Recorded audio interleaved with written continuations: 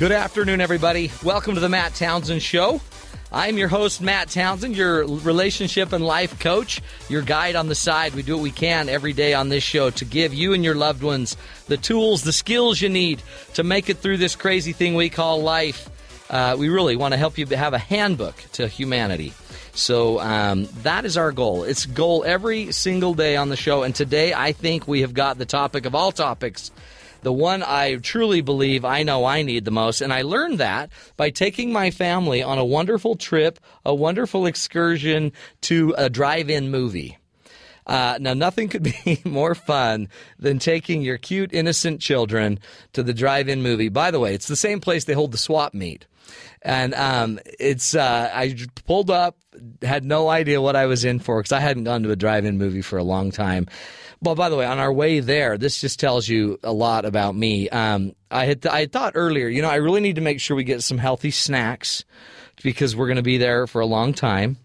It's going to be a double feature. And I had 5 boys there. My daughter didn't go. And for some weird reason, my wife opted not to go either. She just chose, she thought that would be a better bonding experience with Dad and the boys. So I thought, I probably ought to get some healthy food, some healthy stuff. I don't know, carrots. I was going to get some carrots for the drive-in. Anyway, I procrastinated and instead just took my kids to the drive-in, and on the way there, 15 minutes before the whole thing was supposed to be starting, I stopped at a 7-Eleven, as all good fathers do who love their children, and I ran in and said, hey, lock the doors, all of you stay here, and I'm going to just go get us some really healthy food, snacks for all of us at the Sev. And went in and couldn't find anything amazing. Weird, like they don't have good healthy food, snacks and things, but they didn't. So I just decided to buy, 2-liter beverage bottles of drink. The ones that were on sale, of course, were the sugared ones, and bought a lot of chips because my kids like salty things.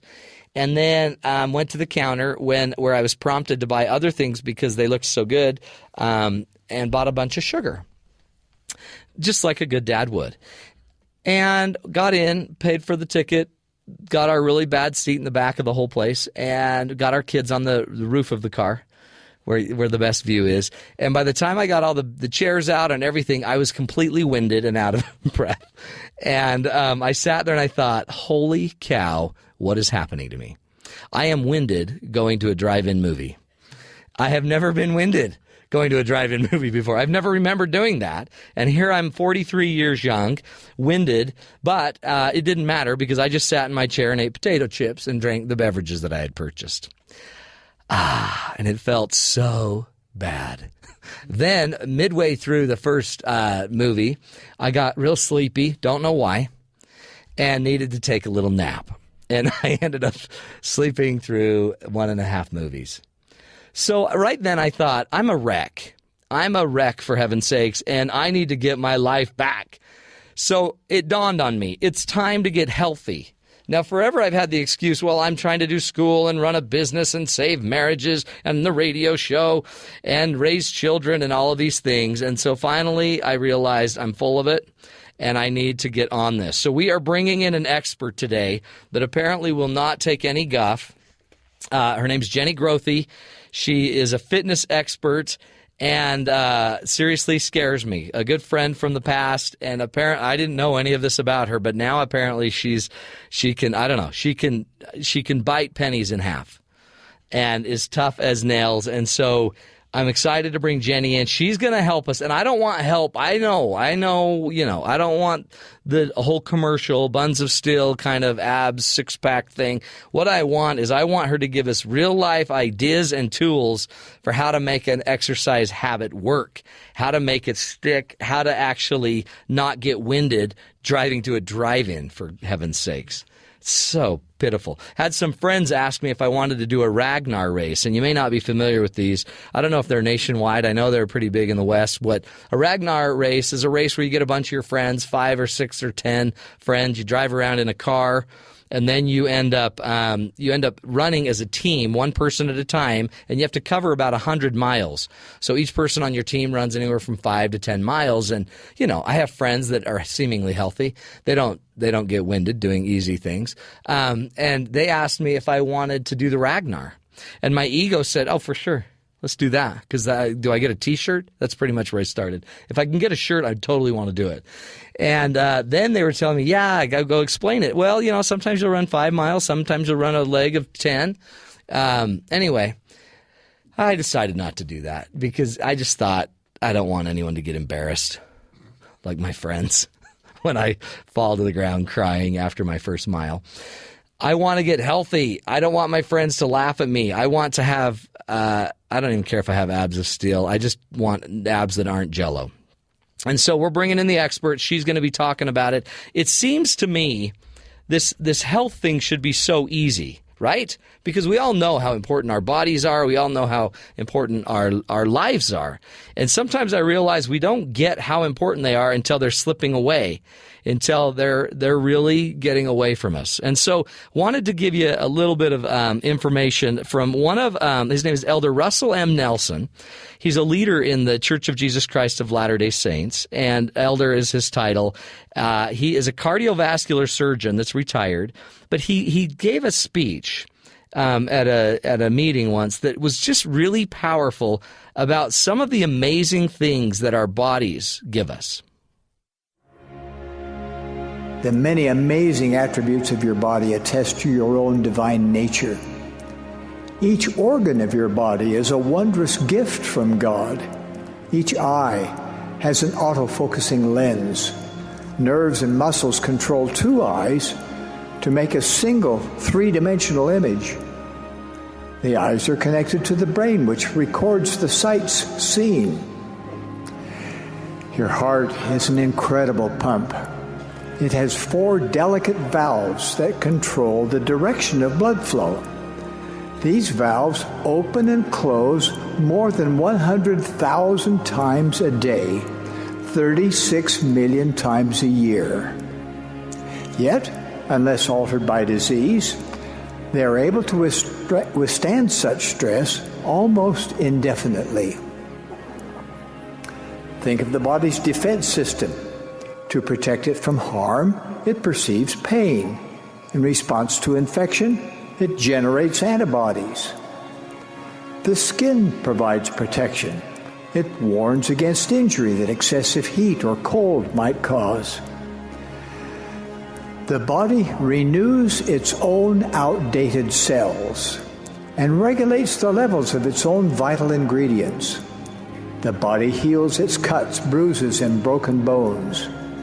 Be we reminded that a perfect body is not required to achieve one's divine destiny. In fact, some of the sweetest spirits are housed in frail or imperfect bodies. Great spiritual strength is often developed by people with physical challenges precisely because they are so challenged. Anyone who studies the workings of the human body has surely seen God moving in His majesty and power.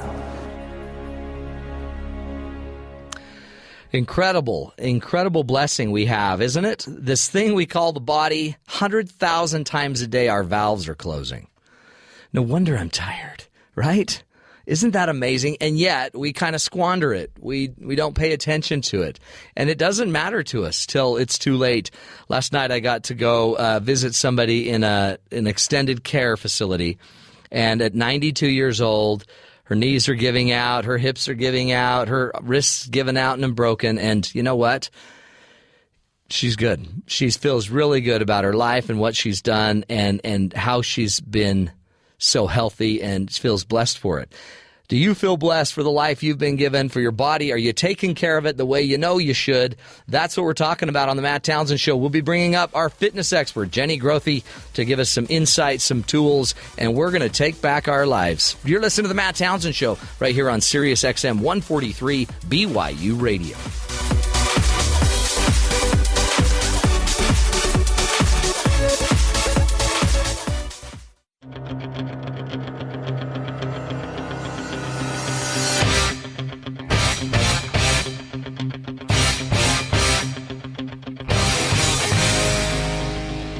Welcome back, everybody, to the Eye of the Tiger. Oh, that used to motivate me. Seriously. Then I'd just go eat, Lots of junk food. Oh, those are the days. Rocky Balboa, Eye of the Tiger. Folks, we are talking about health. You're listening to the Matt Townsend Show here on Sirius XM 143 BYU Radio, and we're trying to figure out how we get our health back, right? Eye of the Tiger is a great way to motivate us, get us running and exercising, but maybe more importantly, there's got to be a way that we can fit all this exercise stuff into our busy schedules and help us get, a healthier life. Our very own Corinne Collins has been talking to her dad, we call him Big Tony, about how and why he had to make time in his schedule for exercise. When thinking of ideas for today's show on fitness and exercise, the first thing I thought of doing was talking to my dad, Big Tone. A couple of years ago, he was diagnosed with diabetes, and since then, he's become an exercise fanatic. So I thought the best thing to do was to conduct a quick interview. Here's a clip of us talking about his lifestyle changes and the 100-mile cross-country bicycle races that he does every year. How often do you exercise? 6 days a week. The only day I don't exercise is on a Sunday. And why do you exercise that much? Keep fit. Well, I started when they said my blood sugar was high. I started walking then, and then after about a month or so, I got the bike. How long do you spend exercising a day then? An hour doing weights, and then an hour either riding the bike or on the cross train every day. Are you getting progressively fitter and fitter, or have you kind of leveled out now? Or what's going on body-wise and health-wise?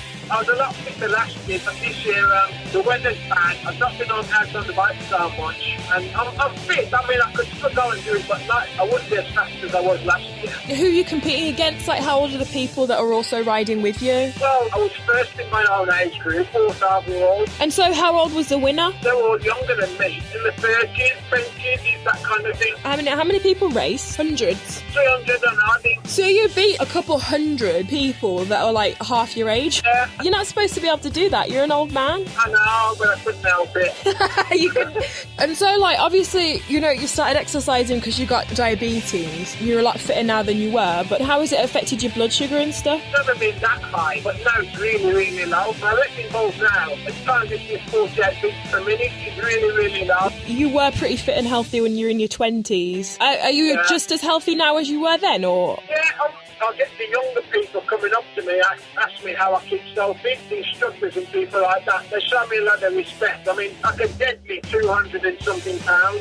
They're wearing the same suit that I wore when I got married, and in fact the trousers now are starting to go baggy around the waist. You're in the shape of your life. I know, I feel really good, I feel fit, and I can go and do what I want when I want. What would you say to people that are your age that want to go out and exercise? The way I started off was walking. I started walking for about 15 minutes and built it up. Then I started walking up hills deliberately, and then once it was too easy, I started riding the bike. You started off walking and then you got progressively harder and harder and harder then? Yeah. So it's just about working your way up by the sounds of it?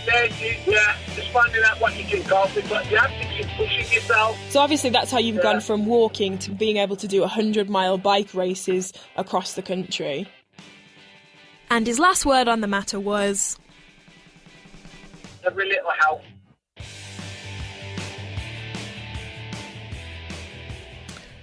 Welcome back, Big Tony. You got to love that guy. Tons to learn and tons to do. Sometimes we just need a little motivation, I think, and that's why we're bringing on our expert, Jenny Grothe. Now, Jenny Grothe has got a great story. We're going to hear from her on this story. She's a contributing writer for Muscle and Fitness, Hers magazine, and also writes a lot for Oxygen, which is another kind of muscle healthy exercise type of magazine. Jenny Grothe, welcome to the show. Thank you. Thanks for having me. Being with us. I love just the spirit. Now, I knew Jenny a long time ago. Couldn't have been 20 years ago. Almost 20. I think it was about 17 years ago that we worked together. Oh my heavens. See, both starting out. But you still look like you're that young. And I'm falling apart. But here's what I wanted to bring Jenny on, because her story is a change. She's made a change. You weren't always just this svelte, perfect, abbed up, strong, muscly person like me. Not at all. As a matter of fact, it's kind of funny how you're talking about the drive-in. Greg, I've been married now going on 21 years. 2 kids. 2 kids. That's great. Both of them are adorable. That's and great. They keep me busy. But Greg and I have been married for about 21 years, and I was 20 when we got married and totally took everything just for granted. Yeah. We were making like $5 an hour. We ate whatever we wanted, whenever we wanted. And one of our big things that we love to do is go to the drive-in theater.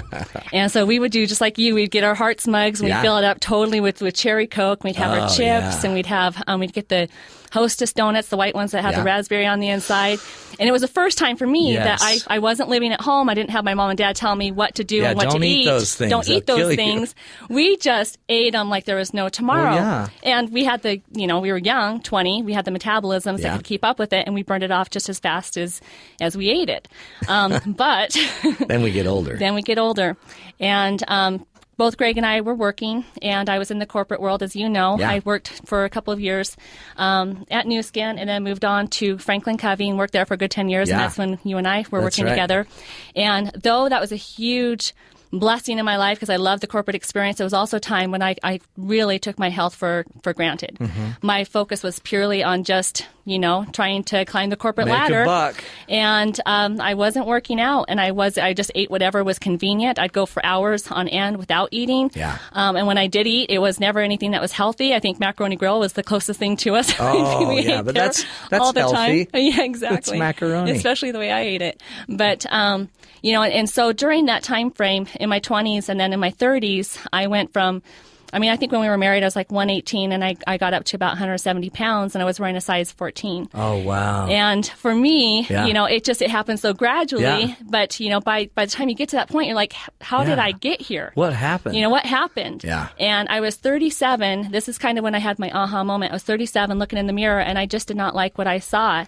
I was at the point where when people would take pictures, I would totally just dodge the camera. I didn't ever want to be in the pictures. Yeah. If I did see them, I'd rip them up.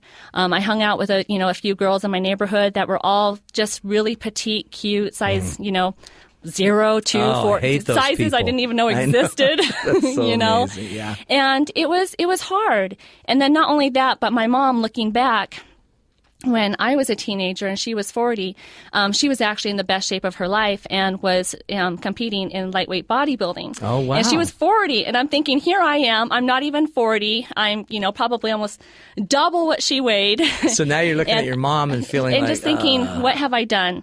And, many times leading up to that, as I'm sure a lot of women can relate to, I had done so many different fad diets. I'd done, Jenny Grothe, Weight Watchers. We had done Body for Life. We've tried Atkins. And this is when I say we, it was both Greg and I. We'd done a number of different things, but nothing ever stuck because it was we had our eyes were always on a goal, and we'd kind of get there or we wouldn't get there. There was just too many restrictions that we were just like, you know what, forget it. And we'd give up. Yeah. And something, and then you'd have to go to the drive-in. Yeah, then you can go to the drive-in. That's right. Exactly. That's what you do. But when I was 37 and I had that aha moment, I was just like, I'm done. It was a breaking point. It's hard to explain because a lot of people, they ask me, what was it for you that made the difference? And it was just, I was done. I did not want to go. It was inside me. I did not want to go back. Giving up to me was no longer an option, and I would do whatever it took in order to get my life back on track so I could be healthier and happier. And especially, we had these young children at home, and we were already older when we adopted our 2 kids. Yeah. I wanted to be young with them rather than aging even faster than I should have been. So and getting winded on something silly. Yeah. It's interesting because when you share that story, it feels you're just so disappointed in yourself, aren't you? You just get to a point where you're just so sick of it, disgusted with yourself. Yep, and it's just funny. I would try to find happiness in things that normally wouldn't make me happy. I would try to, different makeup or whatever, do my hair different ways. And because I didn't like what was below my face. Right. And that sounds really crazy, but women in particular, we take such priority in how we look. How we are and our self-esteem is so much based on how we feel. Right. And if we don't feel good about ourselves, it's just, people can see that and they can feel it and they can sense it. So, and once you get on, the right track and you start feeling better, I mean, it's amazing how that escalates. Well, it's also interesting because you've tried it all. You had tried every faddish diet, and I guess the parts of them work. Absolutely. But there's something else that has to be there. Yep. And somehow you found that in basically getting down to the bottom. Yep. Yeah. You just needed to hit, I guess, emotionally the bottom. Is that what happened? Yeah. And just worth. Like, my worth was like non-existent. Yeah. And so I had to get to that low. And I don't want to diss any of those those diets they're all because just they're ways. awesome Yeah. and they certainly do work for a lot of people, men and women, Right. But for me, I had to completely change my way of thinking. I had to completely change my approach on how I was going to get healthy. And it wasn't basing it on what somebody else was telling me to do. It was more just, really analyzing my own habits and making those differences. So it's almost like you just needed, that's the funny thing about this is there's 1,000 ways to get to healthy. Yep. There's only really probably so many principles to get there. And not everyone's way will work. And yet we're getting marketed to by all of these things. And so in a way, I almost think that induces more stress and anxiety about this. Because we also think it should be fast. We also think, I guess to some degree, we think it should be easy. I don't know where that's written, but I think that. If it was supposed to be healthy, it should be easier. Like drinking water. You should just drink a lot of water as well. So I've been doing that. And now I'm, not to be too much information, but now I'm just in the restroom all the time. So I'm thinking, what in the world is that about? Yep. Okay, so I'm healthy, but I'm always gone. Yeah. I'm sitting somewhere or I'm going. So at some point, how do you know where to begin? Where do you begin? Where did you begin? Yeah. With me, what's funny is honestly, I didn't even talk to Greg about it because I had signed up for, multiple gyms before and never went. And so I knew if I asked permission, he's like, he would whatever. say, no, because, every time you've done this, you've never followed through. But this time again, like I said, I had that aha moment and I knew that I had made a decision. And so the first thing I did is I went down and I signed up for the gym and I went. And it sounds so simple, but I had a girlfriend that we were supposed to be going with, and she was kind of my crutch and I was hers. I kid you not 2 weeks into it, and she bowed out. Jeez, and it was my first loser. It was no, she's a good person. Yes, she is. But it was my first crossroads because in the past when that would have happened, I would have been like, okay, well, I tried. I tried. This didn't work either. And it was making a decision to do something, and that was my first something. And getting to the gym. And it was as soon as I, got my son off to school, I went to the gym. And, there were days I was there for 45 minutes. And there were days, honestly, I was there for, 2.5 hours. And I know that not everybody has that, but I did at that point. Right, yeah. And it worked. But there are simpler, easier ways that you can start out for sure. But it was something that worked for me. Did you know what to do at the gym? No. As a matter of fact, I didn't even go near any of the equipment. I kind of had an idea because I'd seen my mom do it and I'd done little things, but I felt like I was way too big and I didn't want to go out and make a fool of myself. Oh, yeah, and everyone's looking. I kind of just analyzed everybody from the cardio equipment and, that's where I would, ride the bike or whatever. And I would just watch people to see what they were doing and just kind of take it all in. Meanwhile, probably the first 20 pounds that I dropped was purely by doing cardio. It really was just doing jogging and walking, a lot of walking. I was so not a runner. Oh, that's good. And now you are, right? Yeah, I am now. Yeah. But I wasn't, and I would time myself. I'd be like, okay, I'm going to run, and not really run. I'd jog for like a minute. Walk a minute, run a minute. Walk a minute, run a minute. And sometimes I'd walk 2 minutes or 3 minutes in between. Because I was dying. Yeah. I was dying, just gasping for air. But those little intervals became longer and longer and longer, and before I knew it, I could go a little bit further. Oh, Jenny Grothe. And now look at you. So but you're healthy and you're fit and you've got all these Ragnar and Marathon stickers on your car. So it's not bad. It's a good sign. Okay, I know I should have been the one that called you on to be my Ragnar team. I know, yeah, don't you dare. We're with Jenny Grothe, who's a fitness expert. You can see her at jen-fit.com. And she's just got great information, and soon she'll be giving you some ideas when we come back from this break what to do. And I want to go down a huge list of just a bunch of do's, a bunch of don'ts, because I think we overcomplicate it, right? So we'll just hammer out a bunch of do's, don'ts, and then maybe some diet ideas. I know you've got a really cool diet program that might help a lot of us. So we'll do that. We will come back with more exercise and fitness information from Jenny Grothe, fitness expert. You're listening to The Matt Townsend Show on Sirius XM 143 BYU Radio.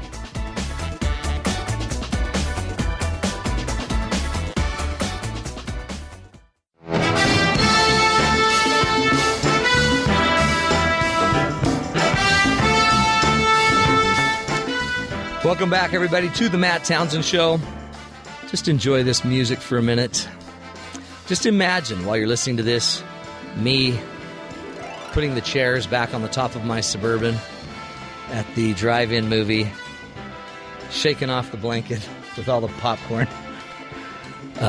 candy bars.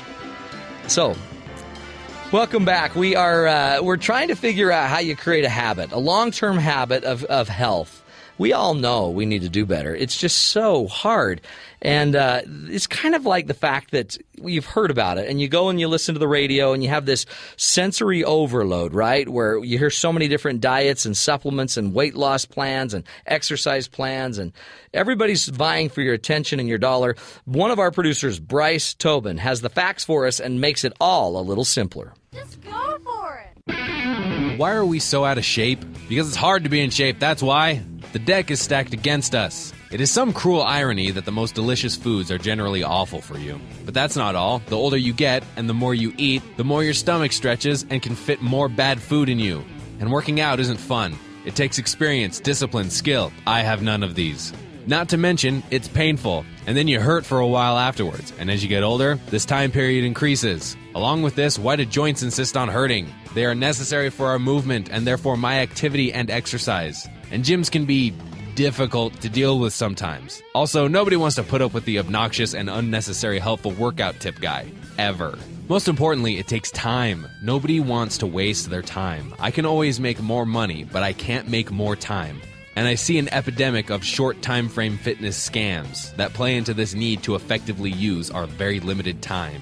So I have set aside this time to demolish some of these myths. To do this, I'm going to refer to the laws of thermodynamics, specifically that everything in the universe is in a constant state of decay, just like my joints, and that energy cannot be created or destroyed. In other words, you can't get something from nothing. Ever. And you better hurry up and get down to business because things aren't getting any better. I love the videos and workout routines, the 8-minute abs or buns or sternocleidomastoids. That's a neck muscle. It's real. Look it up. Look, some form of exercise is certainly better than nothing, but 8 minutes won't get you into good shape, even if you do it once a day, every day of the week. Sorry, I know that's a real downer. Or there's supplements. Specifically, I'm going to talk about an old one called ephedra. This medical supplement put your body in a high level of activity. The idea being, if I don't have time to work out, why not make my body act like it's redlining at 9 RPMs and burn extra calories throughout the day? By all means, this adds up. But there's a catch, of course. Welcome to the planet Earth. Ephedra, and there's always something else like it, so please don't fall for this. While capable of providing moderate weight loss, it would also cause heart attacks and kill people. Good news, though, it was banned 10 years ago. Another favorite one I hear, protein can't become fat. Wrong. Wrong, wrong, wrong, wrong. This is completely and utterly false. If your body can use something as energy, it can store it as energy for later use. Another one I hear a lot, and this is technically true, the body can only absorb so many calories in a day. But it's not the way we mean or hope it to be. We really want our body to only be able to take in a reasonable number of calories. But the human body is designed to survive, and we carry with us the genetic material of people who did not know when their next meal would be, so they prepared accordingly. But how can we achieve this point of taking in so much that it's not being absorbed by the body? It's simple, really. If the inputting of food is outputting just as much, you've made it. I'll let you do the math on that one. But let me be clear, that is a tremendous amount of food and not safe in any way. Let's get real here. Nothing that's easy is ever worth doing. It's easy to sit around and eat delectable food, but unfortunately that story does not end well. So then what's the secret to staying in shape? Move more, eat less. Try to increase this gap as much as you can until you get to a good place. And then, just even it out.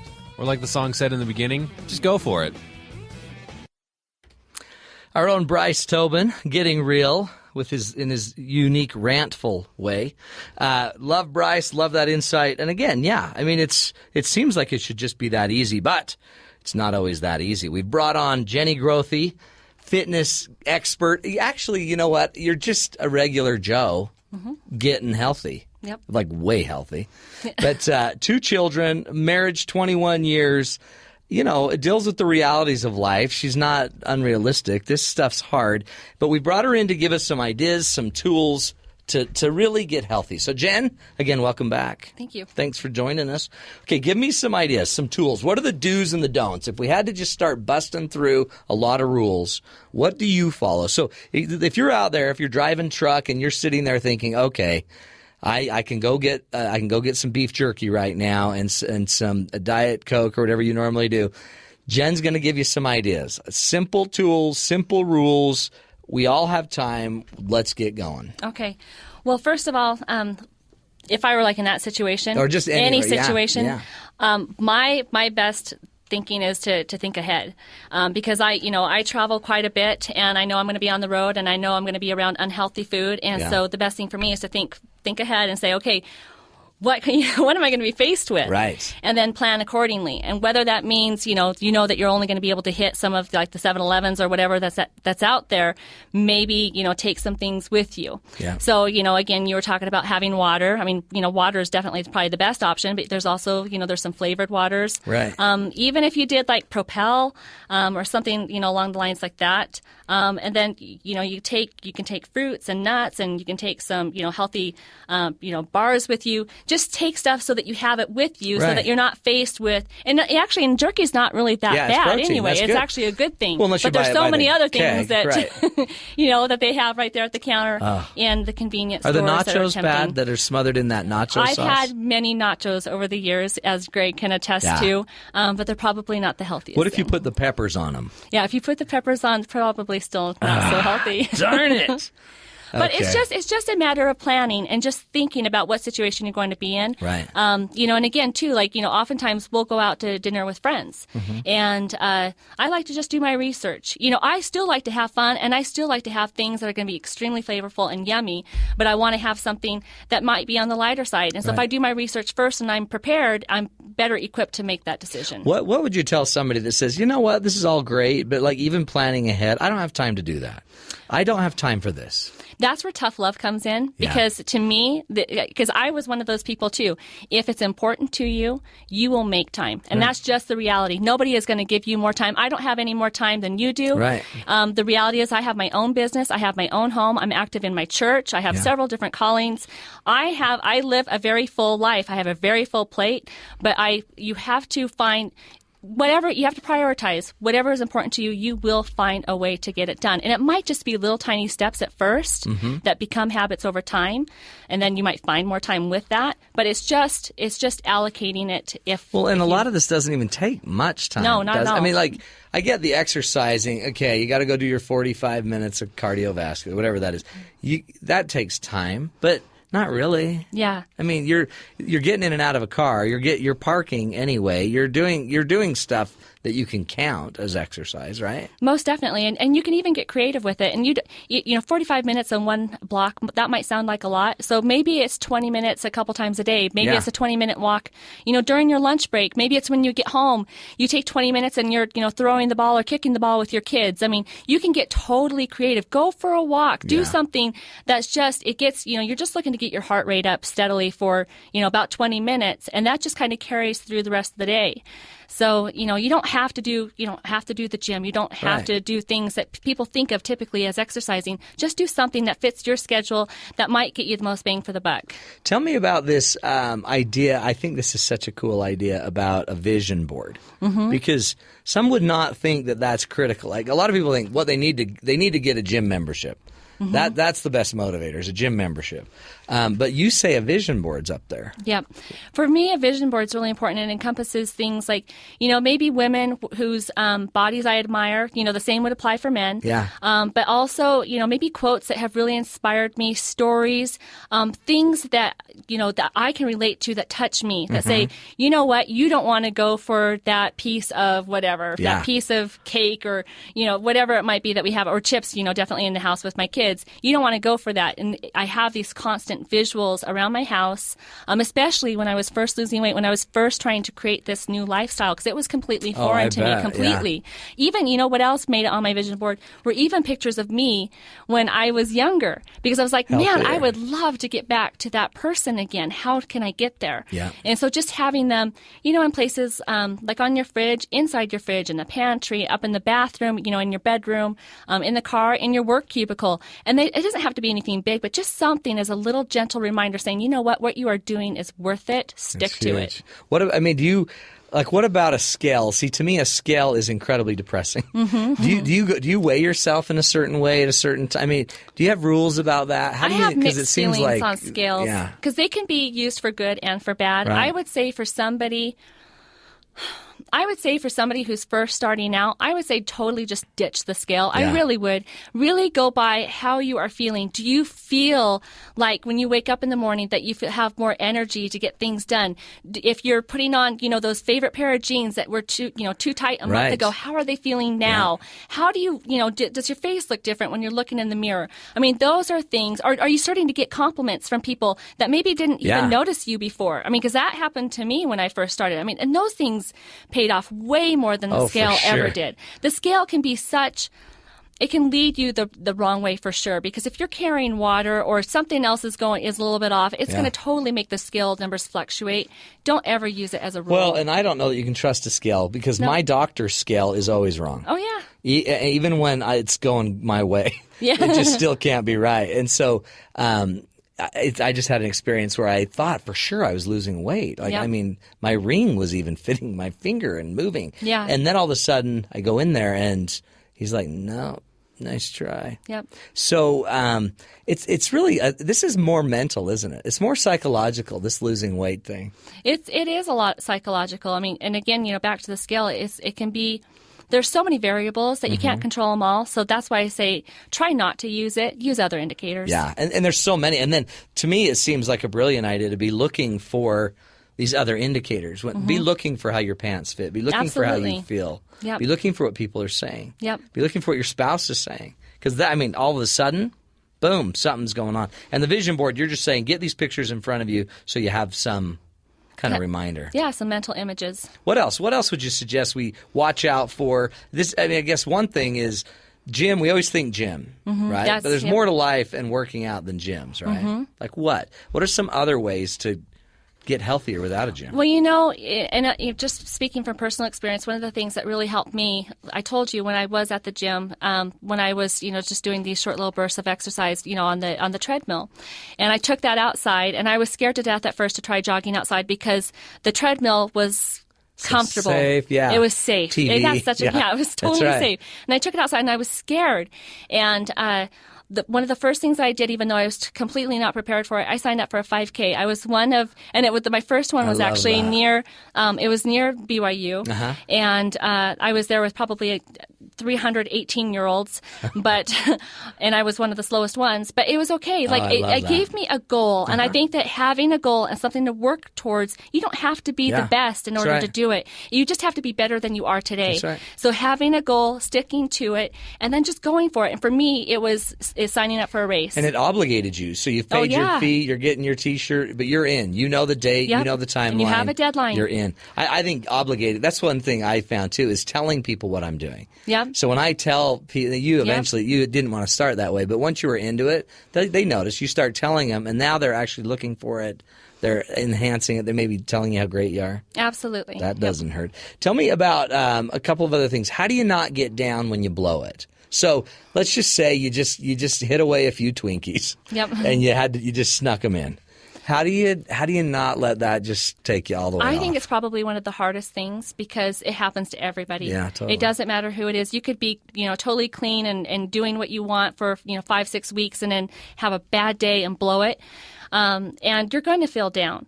But the thing is as soon as you let yourself feel that way for, you're more easily to get off track. You just need to say, you know what? Chalk it up for what it's worth. Yeah. I did it. I got it out of my system. Yeah. I'm feeling better. Tomorrow is a new day, and I'm going to start fresh. And the reality is, those few donuts or the Twinkies or whatever it was, they probably didn't do anything to you. Right. It was just all mental. But you just got to get back on. This is a lifelong thing, right? Absolutely. This isn't and it's not about depriving yourself either. You have to have those things. That's right. Like for me personally, I make sure I have something. Tomorrow night I'm planning on having Cold Stone for my 11-year-old's birthday, and I'm going to have a big one. You know, I want to go and just enjoy myself.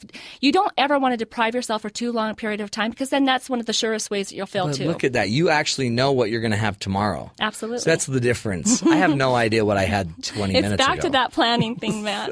Darn it. That's the hardest part. Tell us just a couple more things about diets, and because I know that's a big thing of what you're doing. What are some quick things? We got about 30 seconds about diets. You bet.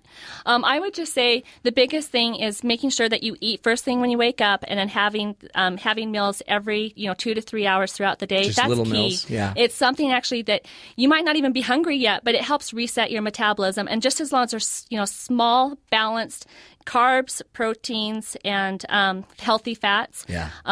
It's just going to help rev that metabolism so that you will have the energy that you need to sustain throughout the rest of the day. Yeah. And that actually helps you lose weight as well. I love that because you're telling me to eat. Yeah. Which is we a all good want to thing. Eat. It's a very good thing. Jen, where can they find more information out about you, about your diet programs? You bet. A couple of different things. I work with a lot of women on their nutrition plans through genfit.com, and it's gen-fit.com. But I'm also on Facebook, as everybody is these days. And my page is actually called Recipes for Gals in Figure and Bodybuilding. And there you'll find 60,000 women who are there for various reasons, just trying to live healthy and find inspiration. And I really try to foster a very positive, uplifting community. Love it. Where we don't have any negative people on there, so it's a good place to be. It's the last thing we need. That's right. Jenny Grothe, we appreciate you being here. We'll have you back to pick your brain on more fitness issues. That sounds good. You're the best. Jenny Grothe, go to gen-fit.com. And we'll be back after this break with more ideas, more insights into taking back your health. You're listening to The Matt Townsend Show on Sirius XM 143 BYU Radio.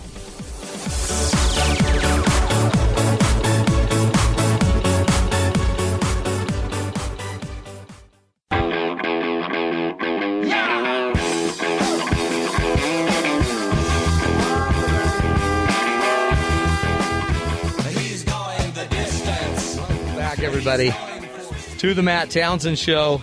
He's going the distance. My producers are all dancing in the producer booth, getting more exercise than they've had for weeks. And tons of fun show. I hope you're learning. I mean, I guess in the end, this is all pretty basic, right? It's not like we're inventing the world here. It was interesting listening to Jenny to hear what really a psychological journey it is. I mean, what happens to us the day that we no longer feel good about ourselves, so much so that we would avoid a picture? And some of you know this feeling, or that we just don't want to go to that swimming party, or we don't want to have any more, we don't want to go be compared to our brothers or sisters or brothers-in-law, things like that. So it's a big deal. And I think it just slowly starts to take its toll on us. Until eventually, you know what, we just drown ourselves in our pain and our foods and our favorites. So we want to help you with that. This can be a very therapeutic thing. There's a lot of therapeutic value to exercise. Not only does it make us feel better, but it is a scientific fact that exercise does indeed make you feel better. Peter Mandler of Wasatch Therapeutic Exercise provides opportunities for children and adults with special needs to strap on some skis and experience the freedom of Utah's mountains. Hi, I'm Peter Mandler, and I have been running the program here at Snowbird since 1977. And I've been teaching skiing here since December of 1972, and I'm 63 years old. Osage Adaptive Sports is a therapeutic recreational program for children, adults, and veterans with special needs. So we tie in with the hospitals and we work with the physicians to provide a therapeutic recreational sports activity where someone can come up and if they need to work certain muscles or just get out and clear their mind up here at Snowbird, we provide them with that. Funny, huh? Some of the kids that are 7, 8 years old have had 20, 25, 30 surgeries already, major surgeries. And it's just, I can't recall. I've had maybe one surgery to take my tonsils out. That's it.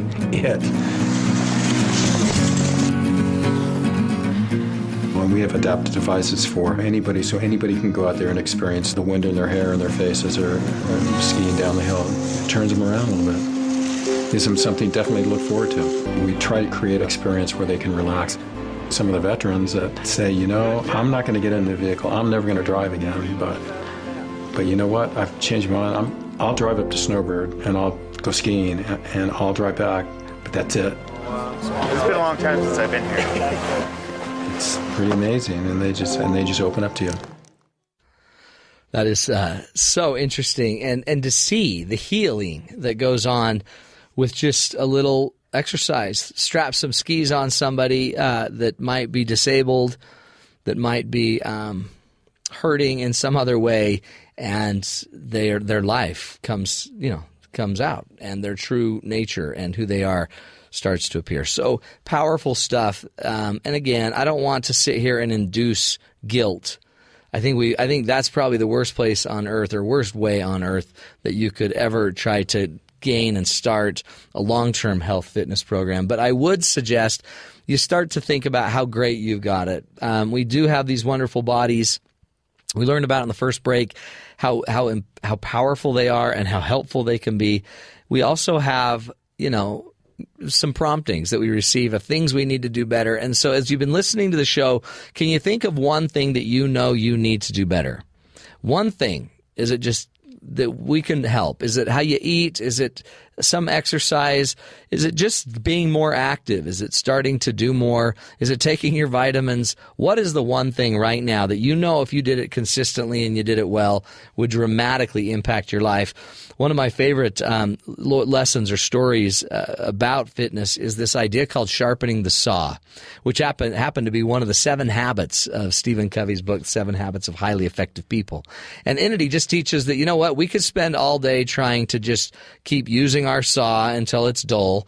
And once our saw is dull, we then have to just work longer, work harder, and keep doing all of these things just to stay afloat.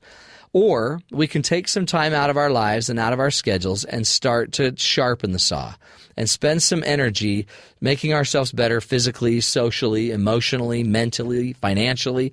Those are all ways to be healthy. And once we sharpen the saw, it makes a lot lighter work. Sharp tools make for light work is the rule. I remember learning that on This Old House on PBS.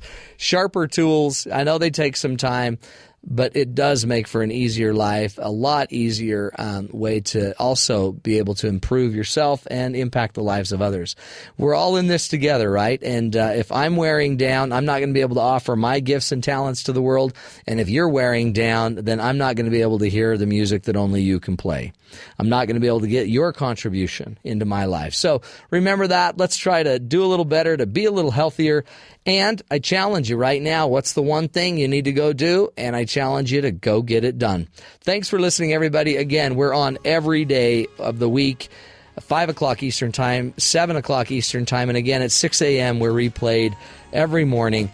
We'd love to hear from you. 8 a.m., Eastern Time. We'd love to hear and have you listening to us. You're listening to The Matt Townsend Show right here on Sirius XM 143 BYU Radio.